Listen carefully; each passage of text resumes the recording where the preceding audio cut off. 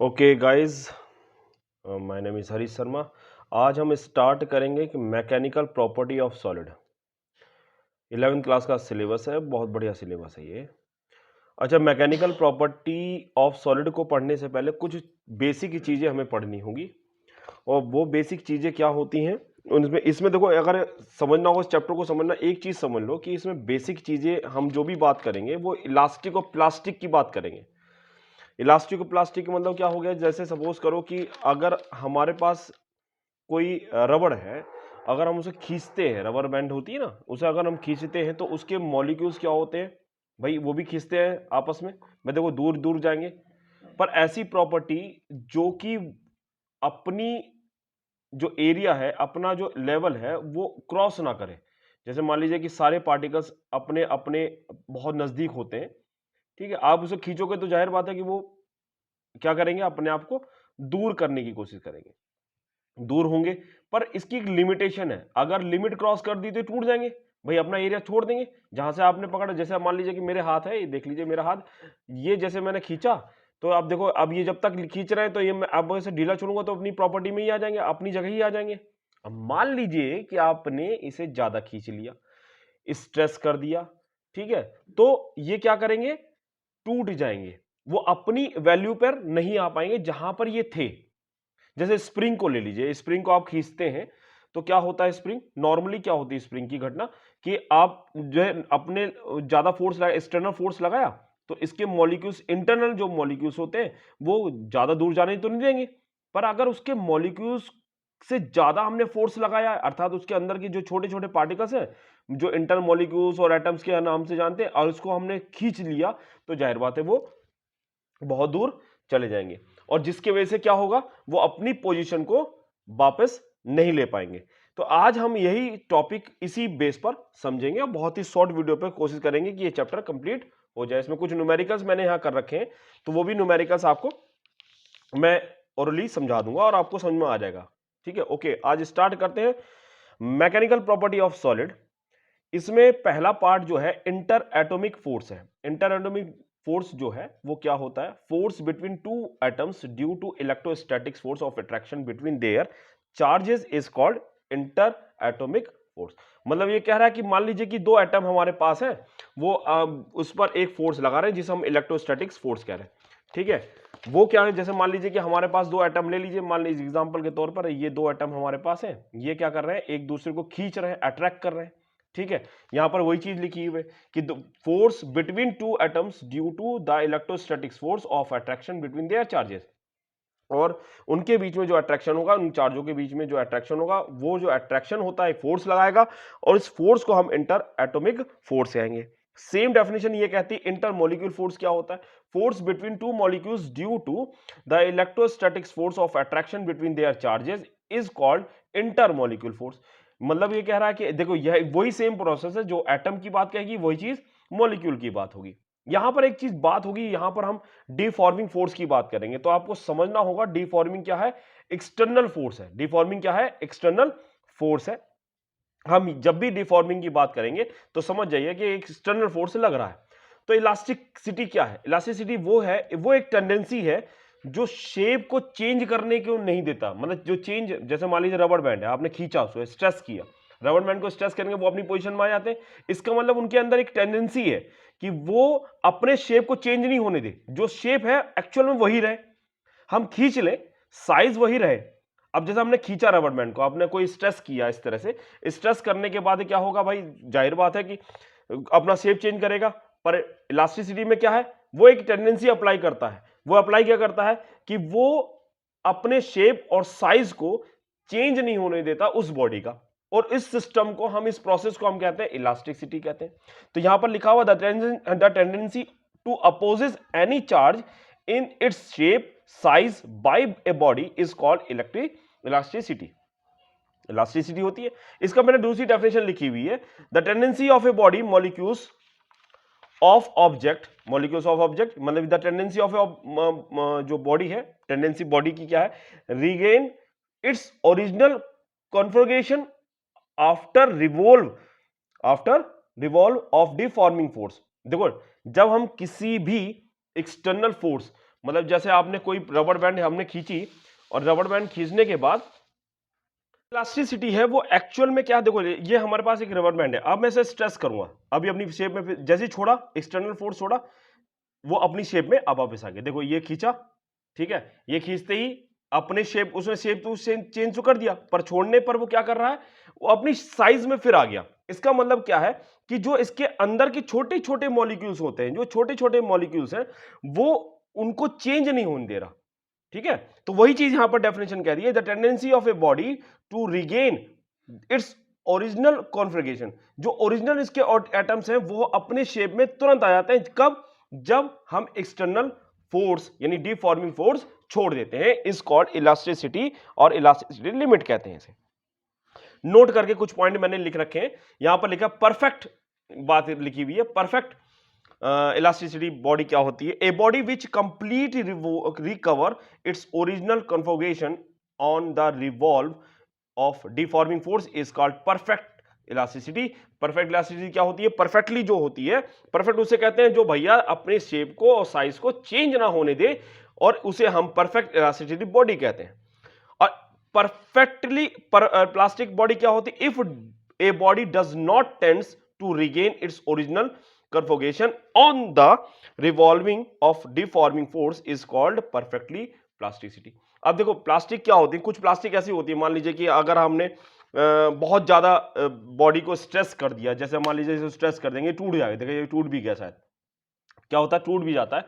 तो इस कंडीशन में क्या हो कि वो अपनी बॉडी यानी जो इसके अंदर के छोटे मॉलिक्यूल्स हैं वो टूट जाते हैं, मतलब उनके पास इतनी पावर नहीं होती, इंटरनल पावर नहीं होती कि वो अपनी साइज में आ जाए, ठीक है ना। अगर अपनी साइज में आ गई तो वो इलास्टिक होगी, अगर अपनी साइज में नहीं आती ओरिजिनल कन्फॉर्मेशन के द्वारा भी, मतलब जो ओरिजिनल जो कन्फॉर्मेशन हो रही है उसके अंदर अंदर छोटे छोटे मॉलिक्यूल्स हो रहे हैं, वो अपनी साइज में नहीं आ रहे, वापस आ रहे, इसका मतलब हो गया कि वो प्लास्टिक बॉडी है, वो जल्दी टूट रही है, या अपनी शेप में, जिस शेप में से छोड़े उसी शेप में वो बरह जा रही है, इसे हम कह रहे हैं परफेक्टली प्लास्टिक बॉडी कह रहे हैं। चलिए अब बात करते हैं, इसमें देखो एक नोट करके मैंने पॉइंट लिखा हुआ है, इस पॉइंट को समझ लेते हैं। Note restoring force. Restoring force क्या है, इंटरनल फोर्स। देखो डिफॉर्मिंग फोर्स के बारे में मैंने बताया था, डिफॉर्मिंग फोर्स क्या है, डिफॉर्मिंग फोर्स होता है एक्सटर्नल फोर्स होता है, और जब रीस्टोरिंग फोर्स वर्ड आएगा, जो वर्ड क्या है कि रीस्टोरिंग फोर्स वर्ड आता है, तो उसे हम बोलते हैं इंटरनल फोर्स कहते हैं। अब नेक्स्ट हेडिंग मैंने लिख रखी है stress. The internal restoring force per unit cross section area is called stress. Stress क्या होता है, देखो अगर इस फॉर्मूले को ध्यान से समझें, वो फॉर्मूला क्या कहता है, रीस्टोरिंग फोर्स अपॉन एरिया। भाई जाहिर बात है, अगर आपने एरिया बढ़ा दोगे जो स्ट्रेस ज्यादा होगा, एरिया कम करोगे तो स्ट्रेस कम रहेगा। मान लीजिए जैसे ये हमारे पास रबर बैंड है, इसको मैं ज्यादा खींचूंगा तो ये क्या हो रहा है, एरिया ज्यादा खींच रहा हूं तो स्ट्रेस भी ज्यादा होगा, ऐसा कुछ है नहीं। एरिया अगर हम ज्यादा, अगर किसी चीज का एरिया हम ज्यादा करेंगे तो जाहिर बात है स्ट्रेस जो है कम लगेगा, ठीक है। तो स्ट्रेस की डेफिनेशन क्या कहती है, the internal restoring force per unit cross section area is called stress, और स्ट्रेस का फॉर्मूला होता है रिस्टोरिंग फोर्स अपॉन एरिया, और रिस्टोरिंग इज इक्वल टू होता है deforming force upon area. Isn't clear. और स्ट्रेस को है हम सिग्मा से डिनोट करते हैं, sigma is equal to F R upon A, ठीक है। बात को क्लियर हो गई। एग्जाम्पल के तौर पे मैंने यहां पर कुछ एक डायग्राम बना रखा है। मान लीजिए कि एक फिक्स डायग्राम हमने क्या रखा है कि हमारे पास एक ऐसे आयरन पीस या रबर बैंड है जो हमने फिक्स किया, या स्प्रिंग समझ लीजिए, इसको बुक कर रहे हैं, स्प्रिंग हमने किया, बांध दिया, और हमने बाहर से एक इसको खींचा तो इसने अपने शेप को, पहले इसका ओरिजिनल शेप ये था, है ना, ठीक है। अब उसने क्या करा, ओरिजिनल शेप, ये ओरिजिनल शेप है इसका, और इसने जैसे हमने बाहर से फोर्स लगाया तो इसने ओरिजिनल शेप से ये शेप ले लिया, और ठीक है। तो अब वो क्या कर, रीस्टोरिंग फोर्स यानी अपोजिट काम करेगा, इसके इंटरनल मॉलिक्यूल्स क्या करेंगे, कोशिश ये करेंगे कि अपना साइज जो है इसको रीस्टोर करें, जो साइज था वही आ जाए। तो रीस्टोरिंग फोर्स बराबर डिफॉर्मिंग, इसका मतलब क्या हो गया, एफ आर जो है, जो एफ आर रीस्टोरिंग फोर्स जो है वो बराबर है एक्सटर्नल फोर्स के, डिफॉर्मिंग फोर्स के। ठीक है, इसी बात समझ आ गई। इसकी एसआई यूनिट क्या होती है, न्यूटन पर मीटर स्क्वायर होती है, और it is a tensor quantity. इसके बारे में मैं आगे बताऊंगा टेंसर क्वांटिटी क्या होती है। इसके बारे में आपने स्केलर क्वांटिटी के बारे में सुना, वेक्टर क्वांटिटी के बारे में सुना, पर टेंसर क्वांटिटी क्या होती है हम अभी सुनेंगे, थोड़ा इसको कंप्लीट करने के बाद। अब नेक्स्ट हेडिंग है मेरा type of stress. Type of stress क्या, they are two type of stress, normal stress, tangentially stress या शेयरिंग स्ट्रेस। ठीक है, हम इसके बारे में पढ़ेंगे अभी। अब नॉर्मल स्ट्रेस क्या है? नॉर्मल स्ट्रेस भी दो प्रकार के डाला गया, देखो, टेंसल स्ट्रेस और कंप्रेसिव स्ट्रेस। और मैंने हिंदी में भी लिखा हुआ, खिंचाव, खिंचाव मतलब खींचने वाला, और एक होता है दबाव वाले जो कंप्रेस करते हैं। जैसे मान लीजिए कि कोई स्प्रिंग है, आप उसको कंप्रेस करो, दबा रहे हो, दबा रहे हो, तो अपनी आप वो भी देखो शेप, अपने साइज भी तो चेंज कर रहा है कि नहीं कर रहा। और टेंशन स्ट्रेस क्या है भाई, कोई स्प्रिंग रबर बैंड आप खींच रहे हो, ठीक है, उसे खिंचाव स्ट्रेस भी कहते हैं। अब नॉर्मल स्ट्रेस के बारे में क्या लिखा हुआ है, when the elastic force applied on perpendicular to the surface, this stress is called normal stress। क्या है, when the elastic force applied in a perpendicular normally to the surface, this stress is called a normal stress। जो simple सी बात है, मान लीजिए कि कोई हमारे पास रबर बैंड है या स्प्रिंग है, आप उसे परपेंडिकुलर कोई स्ट्रेस आप दे रहे हो, ठीक है, या खींच रहे हो, तो उसमें इस स्ट्रेस को हम नॉर्मल स्ट्रेस कहते हैं। नॉर्मल स्ट्रेस भी दो प्रकार के हमने बताए गए, एक टेंसल स्ट्रेस बताया और एक टेंसर स्ट्रेस बताया और एक कंप्रेसिव स्ट्रेस बताया। और टेंसर स्ट्रेस क्या है, व्हेन दे आर, देखो यहां पर लिखा हुआ है, when there is an increase in length और वॉल्यूम, जो कि जब हम ये टेंसर स्ट्रेस क्या आता है, जो लेंथ में इंक्रीज करता हो और उसकी वॉल्यूम को इंक्रीज करता हो, उसे हम टेंसल स्ट्रेस कहते हैं। क्लियर होगी बात। अब आती है कंप्रेसिव स्ट्रेस। कंप्रेसिव स्ट्रेस क्या है, when there is an decrease in length और वॉल्यूम। अब देखो कंप्रेस कर रहे हो, जाहिर बात है, मान लीजिए कि स्प्रिंग का साइज ये है, कोई स्प्रिंग का साइज होगा, ठीक है, और मान लीजिए मेरे पास स्प्रिंग तो है नहीं, पर मैं एग्जांपल के तौर पर समझाता हूं। मान लीजिए यहां से यहां तक का कोई स्प्रिंग है, ठीक है, उसका एक अपनी ओरिजिनल शेप होगी, अपना ओरिजिनल साइज होगा, आप उसको अगर दबाते हो तो जाहिर बात है उसकी जो लेंथ होगी वो डिक्रीज होगी और वॉल्यूम भी डिक्रीज होगी। Both stress and stress both stress tensile and compressive is known as longitudinal stress. यानी दोनों जो टेंसल स्ट्रेस और कंप्रेसिव स्ट्रेस है वो एक्चुअल में लॉन्गिट्यूडनल स्ट्रेस कहलाया जाता है। नेक्स्ट हेडिंग है शेयरिंग स्ट्रेस। शेयरिंग स्ट्रेस को हम टेंजेंटली स्ट्रेस भी कहते हैं। When the elastic force develop applied in parallel to the surface is called shearing stress या tangentially stress। tangential stress क्या है, मान लीजिए कि कोई हमारे पास ऑब्जेक्ट इस तरह का है और आप ऊपर से, यानी ऊपर से फोर्स लगा रहे हो ऊपर, और नीचे वाला एरिया में कोई चेंज नहीं आ रहा है भाई, देखो वो अपनी जगह से हिल नहीं रहा, पर वो क्या कर रहा है, यहां से चेंज कर रहा है। जैसे एग्जांपल के तौर पे आप बहुत बचपन में आपके पास लोहे की जो स्केल होती है, जो स्टील की स्केल होती है, आप उनसे खींचते हो, वो टर्न करके अपनी पोजीशन में आ जाती है। इसका मतलब उसको शेयरिंग स्ट्रेस या टेंजेंट स्ट्रेस के बारे में जानते होंगे, उसे कहते भी हैं। यानी उसने अपना एंगल तो चेंज कर लिया, देखो आपने खींचा, उसे दबाव दिया, वो अपनी पोजीशन पे आ गया, ठीक है ना। देखो यहां से आपने खींचा, ऐसे आपने फोर्स लगाया इस तरह से, ठीक है, उसने अपनी पोजीशन चेंज नहीं करी, आपने फिक्स कर रखा है, और वो जैसे ही आपने छोड़ा, एक्सटर्नल फोर्स छोड़ा, वो अपनी पोजीशन में आ गए। बात को समझ रहे होगे, ठीक है, ये बोल गए शेयरिंग स्ट्रेस। ठीक, अब आती है स्ट्रेन। स्ट्रेन क्या है, देखो स्ट्रेस पढ़ लिया, अब पढ़ेंगे strain. The ratio between change in dimension of a body and original dimension is called strain. Strain क्या होता है, जो ओरिजिनल डायमेंशन होता है, जो ओरिजिनल डायमेंशन होता है, ओरिजिनल जो भी dimension, length breadth and height में जो भी डायमेंशन होंगे, उसमें अगर चेंजेस आ गए, उस चेंजेस आने वाली घटना को, इस प्रोसेस को हम स्ट्रेन कह रहे हैं। ये भी हमारे तीन प्रकार के होते हैं, longitudinal strain, volume strain and shearing strain. ठीक है, वो देखो लिखा, there are the three type of strain, longitudinal strain, volume strain and shearing strain. अब नेक्स्ट हेडिंग समझते हैं, लॉन्गिट्यूडनल स्ट्रेन क्या है। देखिए मैंने यहां पर एक डायग्राम बना रखा है कि यहां पर हमने कोई स्प्रिंग लटका दिया और उस पर नीचे से कोई फोर्स लटका दिया, यानी खींच रहे हैं या लटका दिया, वेट लटका दिया, तो इसकी जो लेंथ थी वो हमारे पास L थी, और चेंजेस क्या हुई, ये वाली जो चेंजेस हुई है, वही कह रहा है कि जो यही तो बात है, यही तो बात आ रही है ना, जो ओरिजिनल लेंथ थी उसमें जितना चेंजेस आया, कितना डेल्टा L चेंजेस आया, उसको हम स्ट्रेन कर रहे थे, और इस प्रोसेस को हमने लॉन्गिट्यूडनल स्ट्रेन कहा है। तो यही बात यहां पर लिखी हुई है, the ratio between of the charge in length delta L and the original length L of a body is called longitudinal strain. Longitudinal को हम ई से डिनोट करते हैं और डेल्टा एल अपॉन एल हमने इसको अप्लाई किया हुआ, ये फॉर्मूला बन गया। Strain is equal to delta L upon L होता है। जो आपकी ओरिजिनल लेंथ है वो एल हो गया और जो चेंज आया, जितना चेंज आया उसको हमने क्या किया, डेल्टा एल से डिनोट किया। बात को समझ में आ गया होगा।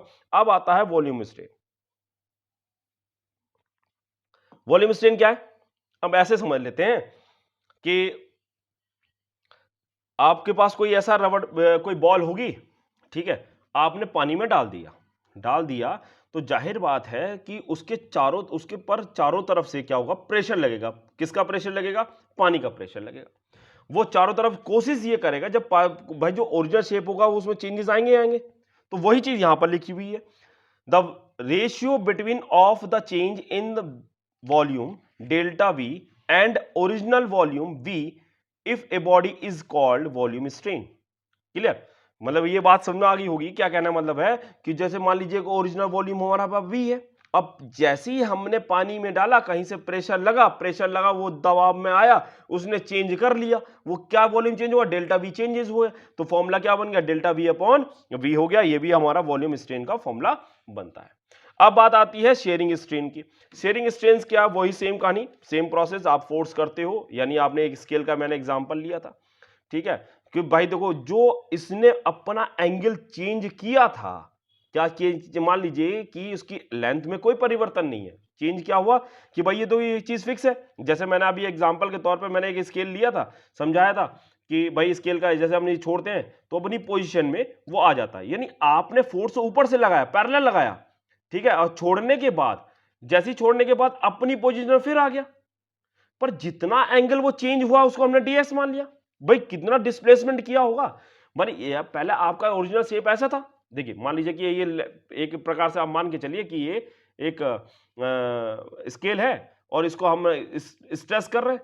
अब देखो स्ट्रेस, जब जैसे स्ट्रेस कर रहे हैं, देखो स्ट्रेस कर रहे हैं, तो इसने जितना स्ट्रेस किया उसमें उसने अपना एरिया, अपना साइज तो या अपने लेंथ तो चेंज करी होगी ना, उस चेंज को हम क्या कह रहे हैं, डेल्टा एक्स कह रहे हैं। तो वही चीज यहां पर लिखी हुई है, the ratio of the lateral displacement delta x of an object to the perpendicular distance l is called shearing strain। इसको E is equal to delta x upon l कह दिया, ठीक है। अब देखिए कुछ इसको डेरिवेट भी मैंने किया हुआ है।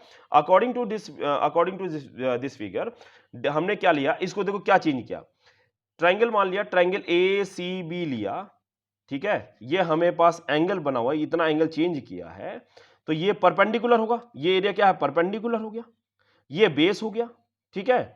तो बेस क्या हो गया, देखो ये परपेंडिकुलर, ये बेस, ठीक है, या इसको मान लो ये परपेंडिकुलर ना, ये वाला परपेंडिकुलर है, तो ये परपेंडिकुलर है, ठीक है। तो परपेंडिकुलर को हम क्या मान लेंगे भाई, इसको पी डेल्टा एक्स मानेंगे और इस बेस को क्या मानेंगे, एल मानेंगे।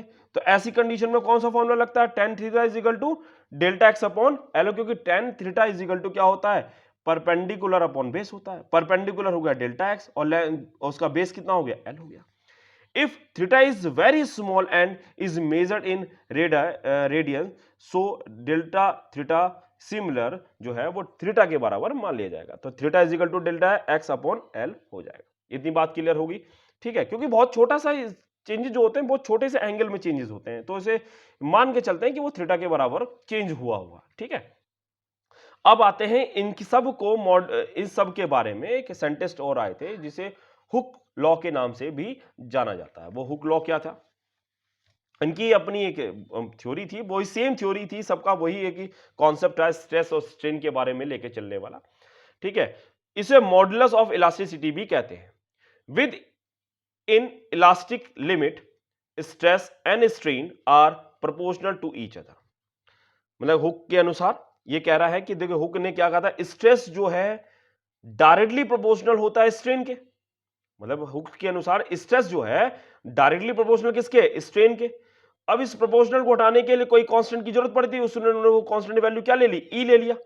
जो ई है वो एक्चुअल में where E is a constant of proportionality and is known as coefficient of modulus of elasticity, ठीक है। इलास्टिसिटी का मॉडुलस क्या है, उसको हमने ई से डिनोट किया हुआ है, तो E is equal to stress upon strain हो गया। तो वही चीज क्या है, this statement is known as the Hooke law and is fundamental law of elasticity. यानी यही एक क्या बेसिक कॉन्सेप्ट है इलास्टिसिटी का। ठीक है, the ratio between the stress to the corresponding strain produce is called coefficient of elasticity या elastic modulus. अब इलास्टिक मॉडुलस एक्चुअल में देखा जाए तो तीन इसके मॉडुलस बने, तीन लॉ बने हुए थे। वो तीन मॉडुलस कौन कौन से थे, एक तो यंग मॉडुलस के नाम से आया था, बल्क मॉडुलस के नाम से आया था, इस शेयर मॉडुलस के नाम से आया था। अब यंग मॉडुलस एक्चुअल में क्या था, यंग मॉडुलस ने जो बात बताई थी वो इलास्टिसिटी इन लेंथ के बारे में, इन लेंथ की लंबाई में जो चेंजेस आ रहे थे। और वॉल्यूम बल्क ने बताया था, बल्क मॉड्यूल जो मॉडल्स आए थे, मॉड्यूलस आए थे, वो एक्चुअल में वॉल्यूम को लेकर आए थे। और जो शेयर मॉड्यूल्स था वो एक्चुअल में शेप के ऊपर बात आई थी।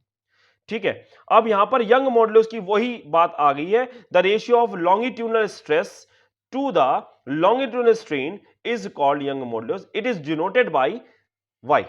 ठीक है, इस डिनोटेड बाय वाई से डिनोट कर, उनका कहने का मतलब कि मान लीजिए कि हमारे पास कोई स्प्रिंग है जिसकी लेंथ जो है वो L है, अगर आप एक्सटर्नल डिफॉर्मिंग फोर्स लगाते हो तो इसमें कोई चेंजेस आते हैं, उस चेंजेस को हमने डेल्टा L से डिनोट किया, क्योंकि डेल्टा L क्या है, इसकी लंबाई, ओरिजिनल लंबाई, जो ओरिजिनल लंबाई तो L थी, जो चेंज आया वो कितना आया, डेल्टा L आया।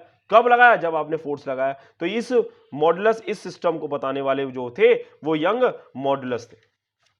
और यहां पर मैंने इसी चीज को अपनी लैंग्वेज में लिख रखा है, मान लीजिए कि consider a wire A B suspended from a rigid support at A. मान लीजिए कि हमने कोई एक वायर जो है किसी ए पॉइंट पर बांध दिया।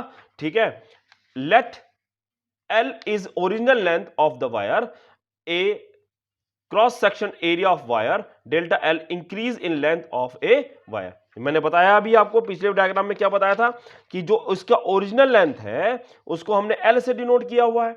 ठीक है, और जो चेंजेस आया है वो डेल्टा एल आया है। किस पॉइंट पे बनाया, ए पे बनाया। ठीक है, और एक फोर्स लगा दिया जिसको हम एफ कह रहे हैं।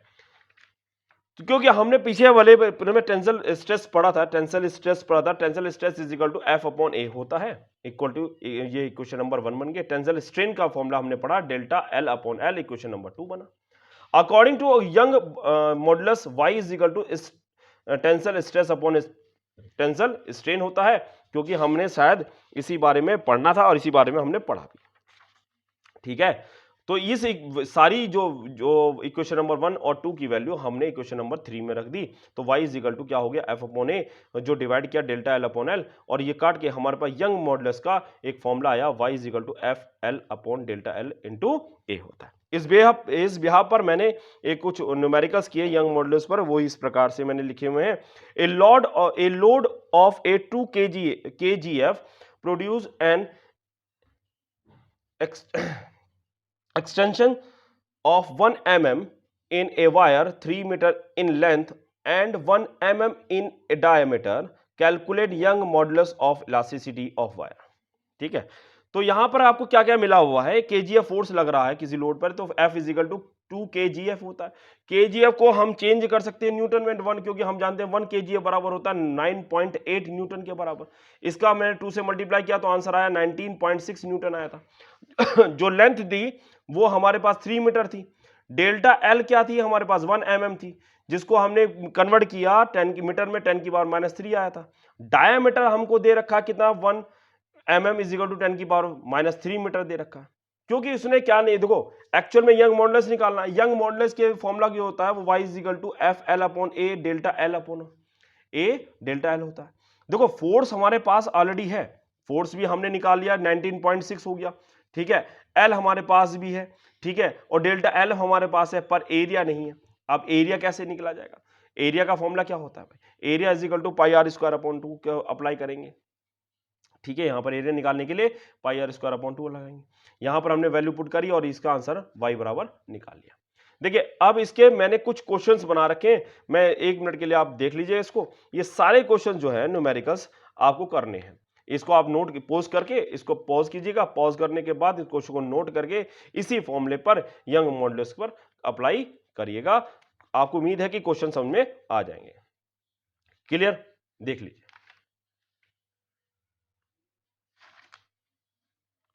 नोट कर लिया? ठीक है, नेक्स्ट पेज में करते हैं। नेक्स्ट पेज में भी वही चीज है, यहां पर मैंने भी कुछ यंग मॉडल्स के नाम पर दे रखे हैं। देखिए कितने बढ़िया क्वेश्चंस हैं, आप इसको नोट कीजिएगा, नोट करके इसको खुद लगा के देखिएगा, फिर उसके बाद आंसर मैच कीजिएगा और कमेंट बॉक्स में डाल दीजिएगा कि हमारे इसका आंसर आ गया है। ठीक है, मैं पॉज कर रहा हूं।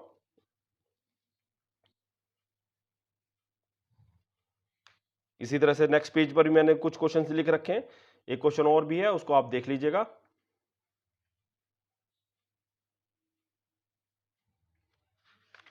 ओके,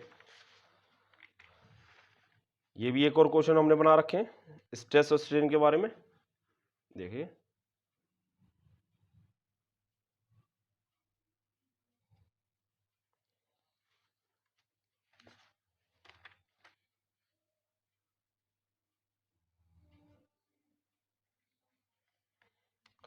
अब यहां पर एक चीज नई आपको दिखाई देगी जिसे पॉइजन रेशियो कहते हैं। ये पॉइजन रेशियो को मैंने यहां पर डेरिवेट तो कर दिया, फिर भी मैं इसको आगे मैंने लिख रखा है, इसके डेफिनेशन बना रखी है, तो आपको समझ में आ जाएगा पॉइजन रेशियो होता क्या है एक्चुअल में।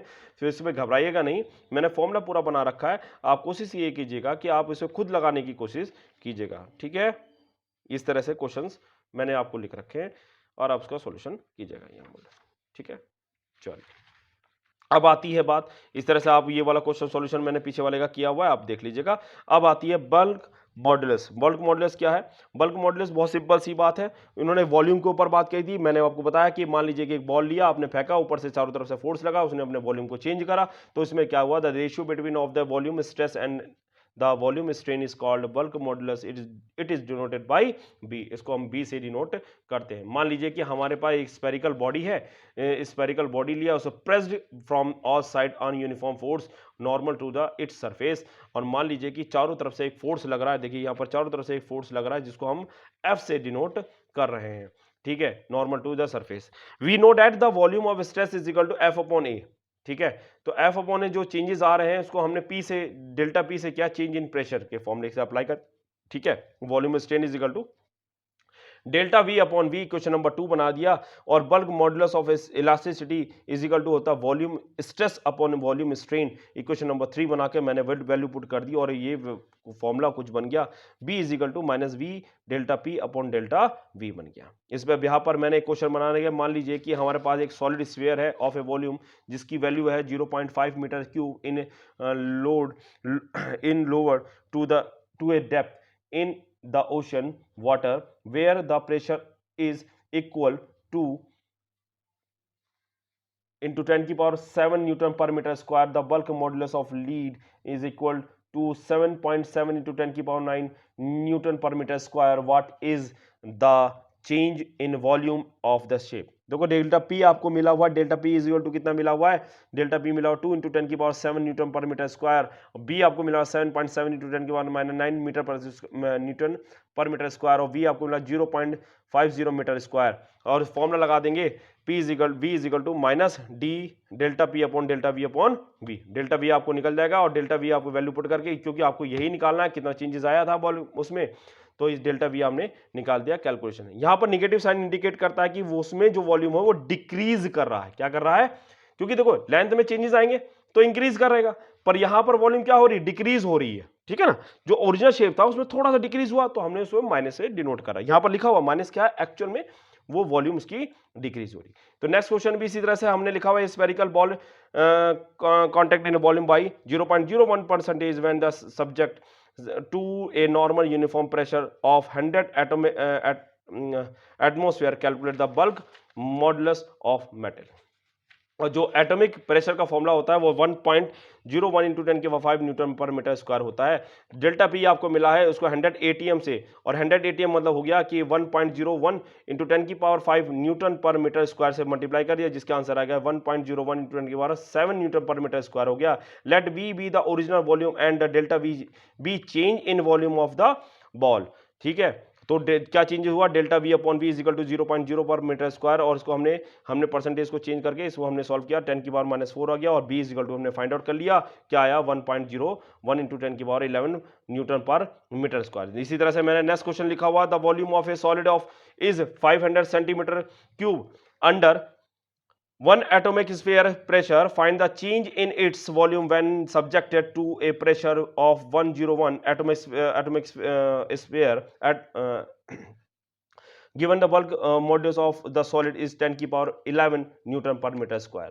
आपको बल्क मॉड्यूलस मिला हुआ b इज इक्वल टू 10 की power 11 newton per metre square और internal volume of a solid v is equal to 5000 centimetre per cube मिला हुआ। Change in pressure delta p is equal to 101 atom minus किया 1 से, ठीक है, तो 100 atom आ गया और 100 एटम को चेंज किया Newton per metre square 1.01 into 10 की पावर 5 होता है। मैंने ऊपर भी लिख रखा, पहले क्वेश्चन में ध्यान देखो, नोट कीजिएगा, लिख रखा है एटॉमिक स्फीयर, जो एटॉमिक स्फीयर प्रेशर है वो 1.01 इंटू 10 की power 5 Newton per metre square होता है। इसके बाद में वैल्यू पुट कर दी, वैल्यू पुट करके हमने आंसर फाइंड आउट कर लिया जिसका आंसर 0.5 सेंटीमीटर पर स्क्वायर। इसी तरह से नेक्स्ट क्वेश्चन लिखिए, आप इस क्वेश्चन को करिएगा, पोज कीजिएगा, पोज करने के बाद इसका सॉल्यूशन कीजिएगा। Compute the bulk modulus of a water from the following data, initial volume 100 length pressure increase 100 at atm, final volume of 100.5 L, 1 atm बराबर होता है 1.01 इंटू 10 की पावर 5 पास्कल, पी ए लिखा हुआ है। Compare the bulk modulus of water with that of air at constant temperature, explain in simple term why the ratio is so large. ठीक है, इसको सॉल्व कर लीजिएगा, मैंने इसका सॉल्यूशन यहां पर लिख रखा है, वैल्यू लिख रखी है, आपको समझ में आ जाएगा, नोट कर लीजिएगा। ठीक है, नेक्स्ट आता है शेयरिंग मॉडुलस। शेयरिंग मॉडुलस क्या होता है? शेयरिंग मॉडुलस की बात करते हैं। शेयरिंग मॉडुलस मैंने बहुत अच्छी तरह समझाया कि मान लीजिए कि आपके पास कोई स्केल है और आपने उसको दबाया तो उसने अपना एंगल चेंज कर लिया और इसको शेयरिंग मॉडुलस या शेयरिंग स्ट्रेस के नाम से जानते हैं। तो रेशियो यहां पर लिखा हुआ है, मॉडुलस क्या, the ratio between the shear stress and to the shear strain is called the shear modulus, it is denoted by eta. Value put कर दी, let A be the surface area of the face. A क्या है? A जो है face area का face है, F be tangentially force act on, और हमने एक फोर्स लगाया उसके ऊपर। Stress strain is equal to F upon A, strain का जो है डेल्टा एक्स अपॉन एल हो गया, ये डेल्टा एक्स अपॉन एल हो गया, और इसका एरिया एफ अपॉन ए हो गया, क्वेश्चन नंबर 1। और क्योंकि हम जानते हैं ईटा बराबर shear stress upon shear strain होता है, वैल्यू पुट करके हमने eta is equal to F upon L A delta X find out कर